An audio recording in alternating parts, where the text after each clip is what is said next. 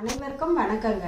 இப்போ வந்து ஒரு 75% பார்த்தீங்கன்னா மாடியிலேருந்தே அறுவடை பண்ணி நாங்கள் அதை தான் சமையலுக்கு வச்சுக்கோங்க. ஏன்னா வந்து தினசரி ஏதாவது ஒரு காய் இருக்குங்க, ஒரு கீரை இருக்கும்னு சொல்லலாம். இப்போ நான் வந்து இன்னைக்கு நேற்று தான் நிறைய பட்டாவரெல்லாம் பறிச்சிட்டேன். இன்னைக்கு வந்து பறிச்சிருக்கிறது இப்போ பாருங்கள், கலர் கலராக அவரை இருக்கா, சிவப்பு இந்த வகை. இப்போ தான் வந்து கொத்தவரை வருது. இந்த அவரையும் நல்லாயிருக்கும். இது கொஞ்சம் முத்திட்டனால நம்ம விதையை எடுத்துக்கலாங்க. மேலே பார்த்தீங்கன்னா இந்த அவரை ரொம்ப கொத்து கொத்தாக காய் வச்சுருக்கோங்க. ஏணி போட்டு தான் பறிக்கணும். கத்திரிக்காய் வந்து எந்த சமயத்துலேயும் நம்ம கை கொடுக்கும்னு சொல்லலாங்க. பல விதமான கத்திரிங்க. இந்த கத்திரியெல்லாம் இன்னும் கூட நீட்டமாக வருங்க, குண்டாக வரும். இதை நம்ம சுட்டு கூட இதில் வந்து பஜ்ஜின்னு சொல்லுவாங்க இல்லையா, சுட்டு கூட இதில் வந்து கடைஞ்சி நம்ம கத்திரிக்காய் தொக்கு மாதிரி பண்ணலாங்க, நல்லாயிருக்கும். அடுத்தது வந்து இது பார்த்தீங்கன்னாக்கா காஷ்மீரி மிளகாய்ங்க, நல்ல நீட்டாக வரக்கூடியதுங்க.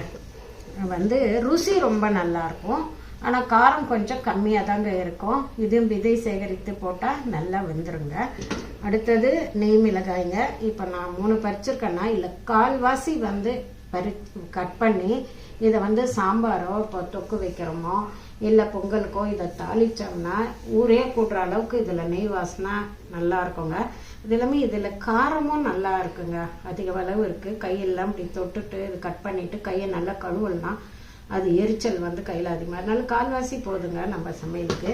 சும்மா பாகற்காய் ஒரு 4 மிதிப்பாகல். இது பாருங்கள், சிறகு அவரை இப்போ தான் காய் வைக்குதுங்க, பிஞ்சு வைக்குது, ரொம்ப உயரத்தில் இருக்குது. சும்மா ஒரு 2 பறிச்சுட்டு வந்தேன். இது ஊறுகாய் போடுறதுக்காக நான் கும்குவாட்டை ஆரஞ்சு பறிச்சுட்டு வந்திருக்கேன். கும்குவாட்டை ஆரஞ்சு வாரத்தில் இதோட அதிகமாகவே கிடைக்குதுங்க. முள்ளங்கிங்க, இப்போ தான் முள்ளங்கியும் நல்லா வருதுங்க. ஒரு முள்ளங்கி பறிச்சுட்டு நல்லா அடியில் போய் மாட்டிடுச்சுங்க.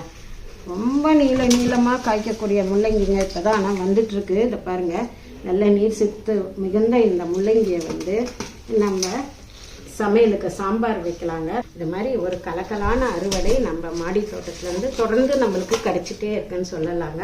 அனைவருக்கும் மிக்க நன்றிங்க.